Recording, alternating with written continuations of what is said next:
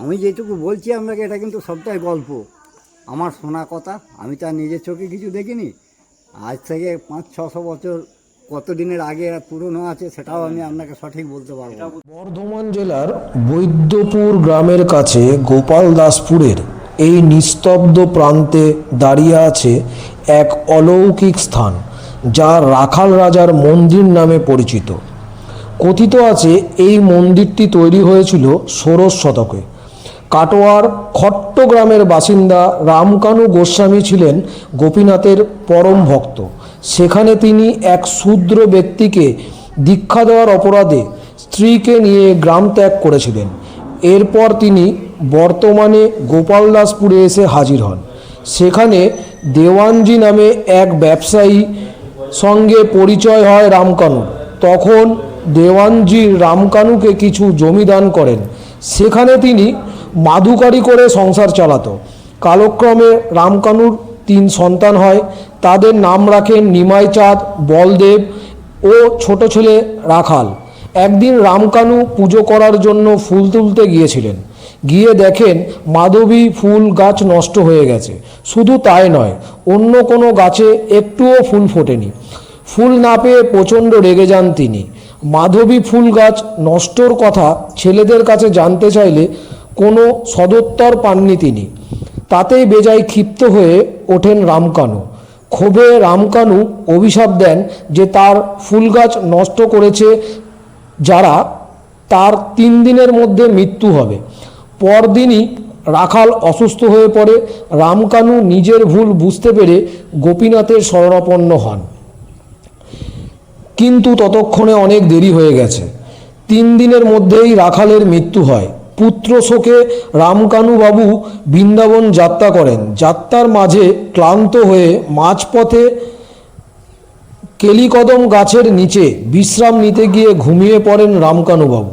সেই সময় স্বপ্নাদেশে শ্রীকৃষ্ণ তাকে জানিয়েছিলেন তিনি যেন বৃন্দাবনের উদ্দেশ্যে না গিয়ে গৃহে ফিরে যায়। জঙ্গলের ভিতরে এক পুকুরের মধ্যে নিমকাঠ ভাসছে, সেটি তুলে নিয়ে তার বিগ্রহ নির্মাণ করতে বলা হয়। ওখানেই তার মন্দির প্রতিষ্ঠা করার জন্য তাকে আদেশ দেওয়া হয়। এই মন্দির আজ আমরা রাখাল রাজা নামে পূজিত করি। তারপর থেকে আজও মন্দিরে চলে নিত্য পুজো। রাখাল রাজার সঙ্গে এই মন্দিরে রয়েছে গোপীনাথের বিগ্রহ, যা গোস্বামীদের পারিবারিক বিগ্রহ বলেও মনে করা হয়। তবে জানেন, বৃন্দাবনের নিধিবনের মতো এখানেও সূর্যাস্তের পর এই মন্দিরে প্রবেশ নিষেধ। লোকের মুখে শোনা যায় নিধিবনে যেমন রাত গভীর হলেই রাসলীলার মাতেন কৃষ্ণ, ঠিক তেমনি সূর্যাস্তের পর এখানে ধেনুদের নিয়ে চড়ান রাখাল রাজা। তাই অন্ধকার নামলেই কোনো এক অলৌকিক শক্তি যেন মন্দির প্রাঙ্গণ খালি করে দেওয়ার নির্দেশ দেন। তাই মানুষ কেন সূর্য ডুবলেই মন্দির প্রাঙ্গণ থাকতে পারে না, কেউ জানে না। শুধু জন্মাষ্টমী নয়, দোল পূর্ণিমা থেকে শুরু করে মাঘী পূর্ণিমা বেশ ধুমধাম করেই পুজো হয় এই মন্দিরে। যদি আপনি বৃন্দাবন ধামে যেতে না পারেন, তাহলে আজই সপরিবারে সদস্যদের নিয়ে এই রাখাল রাজার মন্দিরে অবশ্যই কাছে খাটুনতি নামক কোনো গ্রাম থেকে রামকানু গোস্বামী নাকি বৃন্দাবনের উদ্দেশ্যে রওনা দিয়েছিলেন। তো উনি পথিমধ্যে যেতে যেতে কোথাও ক্লান্ত হয়ে এখানে বিশ্রাম নিচ্ছিলেন আশেপাশে কোনো জায়গাতে। আচ্ছা, তখন বৃন্দাবন থেকে রাখাল রায় নাকি ওনাকে স্বপ্ন দিয়েছিলেন যে আমার কাছে তোকে আসতে হবে না, আমি তোর কাছে যাচ্ছি। আচ্ছা, আমি যেটুকু বলছি আপনাকে এটা কিন্তু সবটাই গল্প, আমার শোনা কথা। আমি তার নিজের চোখে কিছু দেখিনি। আজ থেকে 500-600 বছর কত দিনের আগে পুরনো আছে সেটাও আমি আপনাকে সঠিক বলতে পারবো না। হ্যাঁ, তো আমি সেই হিসাবে আপনাকে বলছি, এখানে কোথাও বিশ্রাম নিচ্ছিলেন, সেই অবস্থায় উনি স্বপ্ন দেখেন। স্বপ্ন দেখার পর ওনাকে বলেছিলেন যে এটা হচ্ছে আমাদের যমুনা নাম আছে এই পুকুরটা। তো এই যমুনার স্থান কোণে একটা কাঠ ভাসবে, সেই কাঠটাকে তুলে নিয়ে আসবি। আর বাগনাপাড়ায় বাড়ি 7 বছর বয়সের একটা বাচ্চা আছে, সেই বাচ্চাটাকে নিয়ে আসবি, সে আমার মূর্তি তৈরি করবে। যখন ওই বাচ্চাটাকে নাকি রামকানু গোস্বামী আনতে গিয়েছিলেন, তখন ওর বাবা মা বলেছিলেন যে না, ও ছেলে ধরা আছে, তোকে ধরে নিয়ে যেতে এসেছে। এই কথা বলার পরে তখন ওই বাচ্চাটা নাকি মা বাবাকে বলেছিল যে আমি না গেলে ওই মূর্তিটা তৈরি হবে না। তখন ওর বাবা মা বলেছিল যে বেশ তাই যদি হয় তাহলে আমরাও যাবো তোর সঙ্গে। তো ওর বাবা মাও নাকি সঙ্গে এসেছিল, এসে এখানে ওই বাচ্চাটা ওই মূর্তিটা কিন্তু তৈরি করেছিল। এখনও যে মূর্তিটা আছে, এবার এটা কতদিনের পুরনো তাই আমি বলতে পারবো না, কিন্তু সাত পুরুষের নাম আমি আমার বলতে পারবো। যেটা যদি 50 বছর করেও হিসাব ধরেন তাহলে 350 বছর একদম সোজা হিসাব যেটা আসছে, 750 350। হ্যাঁ, আমি কথাই বলছি। এবার নিয়ে এসে আমাদের বারোয়ারির তলা গোপীনাথের কোঠা, আজও নাম আছে।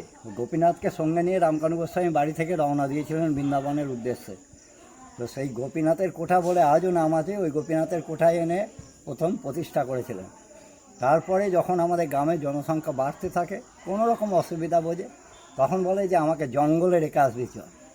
দিয়ে তখন এটা ছিল ঘন জঙ্গল। আজ থেকে 70 বছর আগেও এখানে বাঘ বেরিয়েছিল, বাঘ বেরিয়েছিল এবং সেই লোক এখনও জীবিত। মানে যে বাঘ দেখেছিল বা যাকে ধরেছিল তার সঙ্গী যে ছিল, আচ্ছা, বিশ্বনাথ বাঘ তার নাম আছে, এই আটকেটের বাড়ি। তো এই হচ্ছে ব্যাপার। এটা এত ঘন জঙ্গল ছিল যে এখানে বাঘ পর্যন্ত বেরিয়েছিল। আচ্ছা, এখানে একটা কথা আছে যে সন্ধ্যের পর কেউ থাকে না। না, সন্ধ্যার পর আজও আমি এটুকু আমার দৃঢ় বিশ্বাস যে আজও কেউ যদি এখানে চ্যালেঞ্জ নিয়ে থাকতে চেষ্টা করে, হ্যাঁ, দোল ছাড়া আচ্ছা, দোলে তো মানুষ থাকে, এবার তারিখেও ঘুমিয়ে থাকতে হয়। এমন একটা সময় আছে উনি ঘুম পাড়িয়ে দেন, কী করবেন আমার সেটা আমি বলতে পারবো না।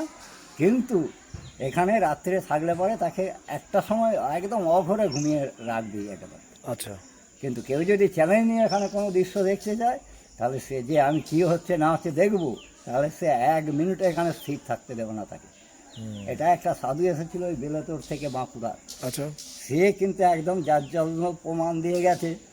গায়ে কাটা দিচ্ছে। আমাদের গ্রাম থেকে বাসন কোসন নিয়ে এখানে হব্বিসি রান্না করে খেয়েছে। খেয়ে প্রথম দিন চাঁদুনিতে বসেছে, 1 সেকেন্ড ওকে স্থির হয়ে বসতে দেয়নি। আচ্ছা, দ্বিতীয় দিন ওই বটতলাটায় বসেছে, ওখানেও ঠিক ওই একই অবস্থা করেছে। তৃতীয় দিনের দিন যখন গোবর্ধন মন্দিরে গিয়ে বসেছে, ওই যে ঘরটা দেখছে, ওই ঘরটায় যখন গিয়ে বসেছে, তখন ওকে বলেছে তুই এখান থেকে যাবি কি না। 4-5টা বাচ্চা ছেলে, তাও বাচ্চা ছেলে গিয়ে বলছে তোরা যাবি এখান থেকে তুই। যখন বলেছে তখনও বাধ্য হয়ে ওই দিকে নদী আছে সামনে, ওটা গাঙ্গুর নদী বলে। আচ্ছা, আজও গাঙ্গুর নদী বলেই নাম আছে। তো ওইটা টোপকে পার হয়ে ও চলে গেছে একদম সোজা জামনার বাস স্টপেজ দিয়ে। যে ছেলেটা বাসন কোসন এনে দিয়েছিল, সাধু কটা নাম আছে, আমরা সাধু কটা বলেই ডাকি, ও গিয়ে ওকে ধরেছিল এই জামনাতে যে তুমি যে বাসন কোসন নিয়ে এলে, আমি তোমাকে এনে দিলাম, তুমি ওগুলো না বলে ওখানে ফেলে রেখে চলে এসেছো। কেউ যদি নিয়ে নেয় তাহলে আমায় তো খেসারত দিতে হবে। তখন ওই সাধুটা বলেছে যে কেউ যদি আমার কাছে কিছু জানতে চায়, ওকে ফোন নাম্বারও দিয়ে গিয়েছিল যে এই ফোন নাম্বারে ফোন করতে বলবে, আমি সমস্ত ইতিহাসটাকে বলে দেবো। এই হচ্ছে ব্যাপার। ধন্যবাদ। ধন্যবাদ।